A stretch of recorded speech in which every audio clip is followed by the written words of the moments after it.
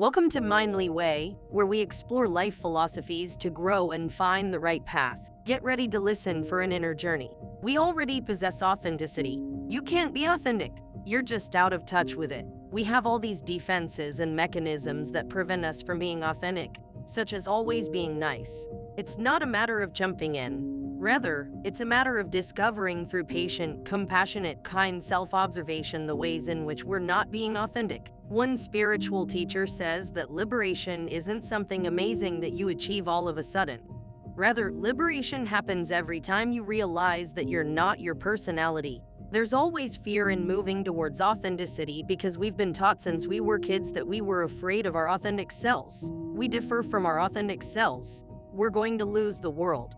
That's the fear. There's going to be fear. According to Celia, emotional stress is the main source of stress for people. The biggest stress of all is trying to be who you're not, but how long ago did you find that out? You're still a new Adam, you're still learning. So instead of being frustrated with yourself about like when you say, why am I still like that? Now there's two ways to ask that question. If you say, why am I still like that? If I said to you, why are you like that? Is that a question or a statement? It's a statement, and what is the statement saying? You're not good enough. So when you ask it like that, you're accusing yourself. You're not actually asking a question. You'll make an accusation against yourself, but you're not good enough. There's another way to ask the same question. I could ask you, gee, I'm curious, why do you do that? Why are you like that? But what do you suppose you know is behind that? Is that a question or a statement? That's a question. Which one do you think you're more likely to answer? If I say, why you like that? Why are you still doing this? Or what if I said to you, this? You say this, here's your 30 and then you're an intelligent woman and you've learned all these things, but I'm noticing that despite what you learn, you're still doing some of the same things that you used to do before. Now, what do you suppose that is? No, that's a question. Which one do you think you might more open up to? The first way of putting it, the second way, so that the first thing is you've got to ask yourself the right way. In other words, you have to ask it with, remember I said compassion for yourself. Compassionate curiosity would say, why am I like that? That's not a question, that's a statement. I already know I'm like that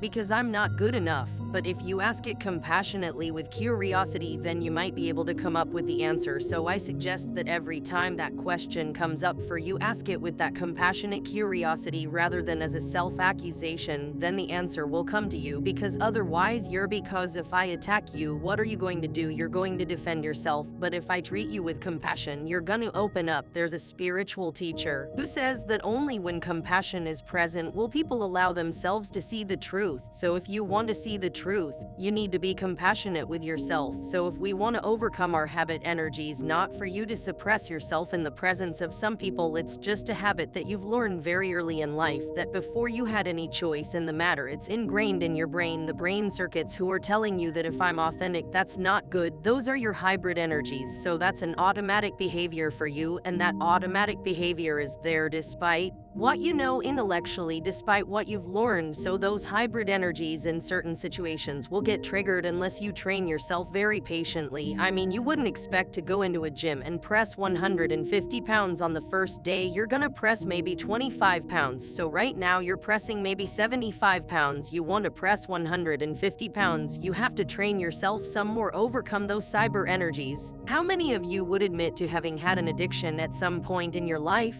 What did it provide for you briefly that you craved or wanted? What was the purported advantage that you received from it? Given God's green earth and everything in it, why did you lack pleasure in your life? When do people need to be numbed? So we go to the dentist when we're going to have pain. So it's a response to pain. And comfort, again, is something that's an entirely normal human aspiration. Leisure is something we all want. In fact, it's necessary for life. The issue is that you're experiencing so much discomfort that you're unsure of how to handle it. This shows that addiction is not a decision you made or a genetic illness.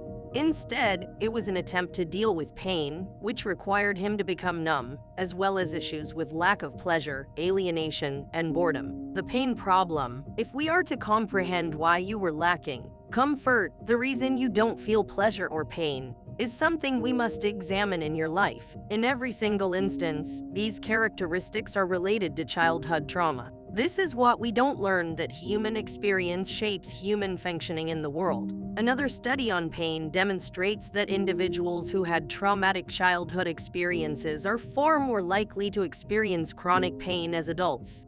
I could go into the physiology of that, it's very simple, but nobody teaches you that. So all you see is a drug addict. You don't see a traumatized individual whose body is reacting to traumatic childhood experiences. We struggle to understand people who have had different formative experiences than ourselves. For example, addiction is a spectrum disorder, and most of us fall somewhere on it. Because of this, when we think of someone who has experienced addiction in our own life and wonder why they couldn't handle it, we pass judgment and ask why they couldn't deal with it themselves. Why were they unable to handle it? If you've never been profoundly depressed, you don't have an idea what it's like to be depressed. You have no idea what it's like to have life be utterly drab and meaningless and threatening, to the point that you might even want to leave life, to the point of time, enjoy yourself, because it is on a spectrum, and we have all felt down sometimes. We've all felt alienated sometimes, but we snapped out of it, and we have no idea what it's like to be deeply into it, where a choice no longer exists, and so we have great difficulty understanding people whose brains give them a different experience of life. If you look at what actually triggers stress, the significant factors that trigger stress are uncertainty, lack of information, and loss of control. Now, what happens in a culture where the economy is going on a tube, where decisions are made far away by people who don't even know you and you don't know who they are, and your life is very much affected by these large forces over which you have increasingly sensed that you have no control or even influence over, well, that means a lot of people are going to be stressed, a lot of uncertainty, a lot of people are going to be stressed, and that stress then will lead to addictive behaviors. That stress then will lead to parents passing that stress onto their children. So stress has three components, and this is maybe the takeaway. An external event is referred to as a stressor.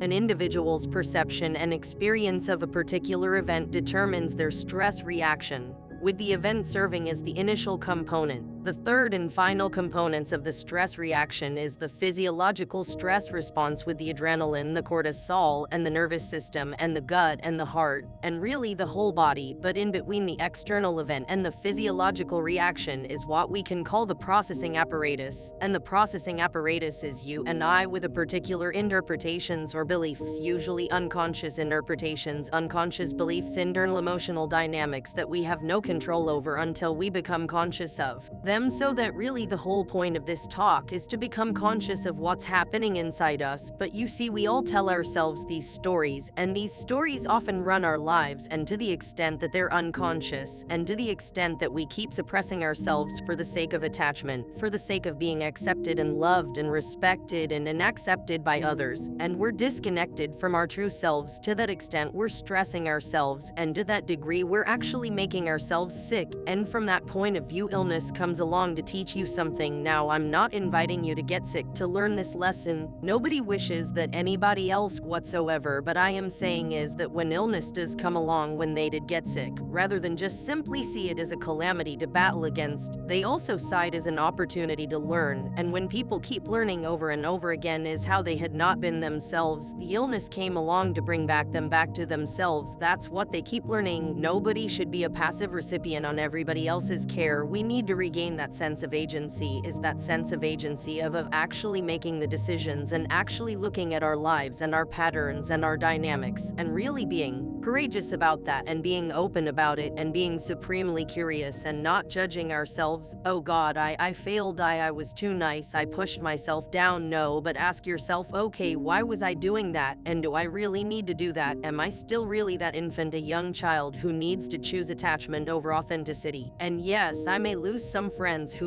are used to me being this particular way, and that's what they signed up for, but my true friends will celebrate me, and the biggest stress of all is trying to be something other than who you are. So if this takeaway lesson here, it's get to know who you are and be who you are, the true self. The authentic self is never lost. In fact, there's a very interesting word that we use when it comes to illness or addiction. What's the word that we use when people get better? They recover. What does it mean to recover? It means to find something. Well, if you find, it means you could never have been lost in the first place.